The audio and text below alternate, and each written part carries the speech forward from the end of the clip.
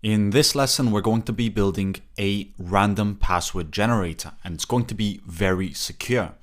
So the program is going to look like this. As soon as we run the script, we're going to get 5 random passwords back. And it's also going to inform us whether it has uppercase characters and special symbols, so that if we have those requirements, we can make sure that those are inside our password. And this is going to be highly customizable, so you can pick the password length, whether you want it to include symbols and whether you want it to include uppercase characters. So we can make them as long as we want. We can even make a 30 character password. And as you can see, we'll have these huge passwords that are extremely secure. This is something that a lot of people would have a very hard time trying to guess. Even if they made a billion guesses, this is going to be really hard to guess. So that's the program that we're going to be making. And to get started, we're going to import 2 different modules. One is the string module and one is the secrets module. Because in Python, you might be aware that we have a random module, which is good for generating random numbers. But that is not a secure way of generating numbers. It can theoretically be reversed engineered. So we use secrets to actually generate real secure random numbers. But the first thing we need to do is create some checks, and we're going to get this out of the way first. So first we're going to create a function called contains_upper to check whether a password contains an uppercase character, at least one. And it's going to return to us a boolean. So it's either going to return true or false based on whether it contains an uppercase character.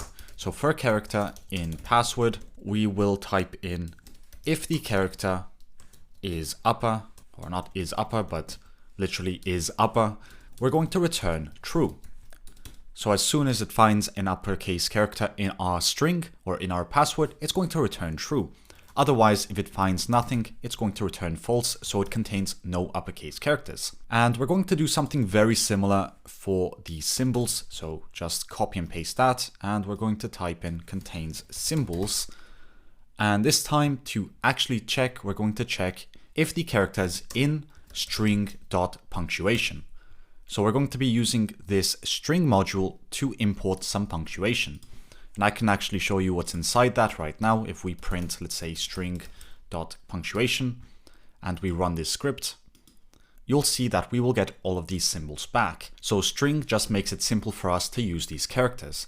It also has ASCII characters. So if we type in let's say ASCII lowercase, you'll see that we'll get the whole alphabet back.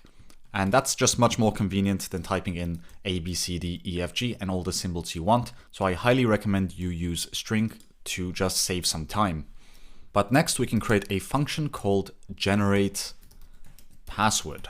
And this is going to take a few arguments.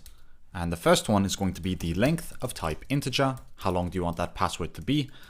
Whether it includes symbols of type boolean, and whether it should include uppercase, which will also be of type boolean. And that's going to return to us a string.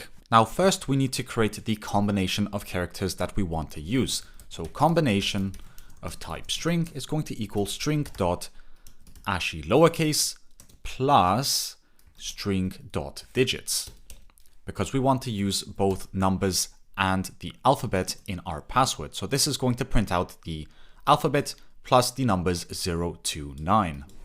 So that's going to be the combination of characters we want to use. But of course, what happens if we want to use symbols or if we want to use uppercase characters? Well, we need to include some checks. So if symbols, we're going to say combination plus equals string.punctuation. So we're going to add that to our combination string so we can use the punctuation. And the same thing is going to happen for uppercase. So if uppercase is true, we can just append to combination plus equals string.ASCII uppercase. Next, we need to get the combination length of all the characters we are using so that we can use it in our random sequence. And I'll show you later what I mean by that, but for now we just need to get the length of the combination. Then we can type in new password, because this will be the password we will generate, and that's going to be an empty string initially. Now for underscore in range of length, we're going to do the following. We're going to append to the new password, so new password plus equals combination, and then we need to open some square brackets. And here we can call secrets random below. And the way random below works is that you specify a number and it's going to generate random numbers until that number. So if you generate 10 or if you insert 10, it's going to generate numbers between 0 and 10. So we want to make sure that we generate numbers until the combination length, so we don't get an out of index error, because the combination length is going to be the total amount of characters in this string. So if we have 10 characters in this string, it's only going to try to access numbers up to 10. And if we didn't have that, we might make a mistake and it might try to access a 11th character. But if that doesn't exist, we're going to get an exception. But as soon as we have that, we can return the new password, and that will conclude our generate password function. And the last thing to do is actually just to use it. So we can say if name is equal to main, and here we can type in that the new password, or I'm just going to call it new pass here, of type string, is going to equal generate password. And let's just test it out. Right here we have a length of 10, and I'm going to say symbols should be set to true, and the uppercase should be set to false. We don't really care about uppercase characters, and we're going to print this new password. Now, if we run the script, we should get some silly new password, such as that. That's extremely secure. We can run it again and again and again, and you'll see that we will continuously get random passwords. In case you don't want symbols, set that to false, and you should only get digits and letters now. But what I showed you before was a bit different. So let's try to recreate what I showed you earlier. So for I in range, let's say 1, 2, 6. So we generate 5 new passwords. We're going to do the following. We have the new pass, which is perfectly fine, but we also want to add some specifications. And this is just to show to the user. So we're going to format this string.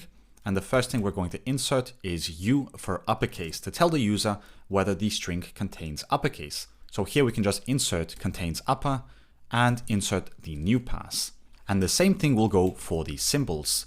So uppercase S, curly brackets, contains symbols, and we will enter the new password. Now the last thing to do is to modify our print statement a bit. So F quotation marks, we will insert an I, an arrow mark, and we will say, okay, here's the new pass and the specifications, which will be placed inside parentheses. So here we have these specifications. Now it's going to generate for us 5 different passwords, and it's also going to tell us whether we have any specifications. So right now, all of these are just alphanumeric, which means we have the alphabet and digits, but we don't have any uppercase and we don't have any symbols. But let's set symbols to true, and these will all contain symbols now, or they should contain symbols. And we will also set uppercase to true, and we will get some uppercase characters included in our passwords, which means we will also have these flags set to true. I do need to mention though that the program we created does not guarantee that our strings are going to contain upper or contain any symbols. We just said that the program should be able to include it in case we have these flags. So as a homework assignment, I want you to make sure that every string contains an uppercase and a symbol if these are set to true. Because let me show you right now, if we have a password of 3 characters, and we run the script, you'll see that some of them might not contain symbols and some of them might not contain uppercase characters, because even if it's set to true, sometimes, who knows what the odds are, it's not going to use those symbols, because we're now grabbing punctuation from a combination string, which means it's completely random. So again, your homework problem is to make sure that there's a symbol and an uppercase character, no matter what the length of the string. Of course, if it's less than 2 characters, it's going to be hard to include both, but if it's more than 3, you should be able to fit in an uppercase and a symbol, such as 9 minus X. That's perfect. but 2 curly bracket 6 does not fill the requirements that we inserted here. And with larger passwords, this becomes really rare because there's so much to choose from, but eventually you will run into cases, I'm sure, that you will be missing either a special character or a symbol, even though it's highly unlikely.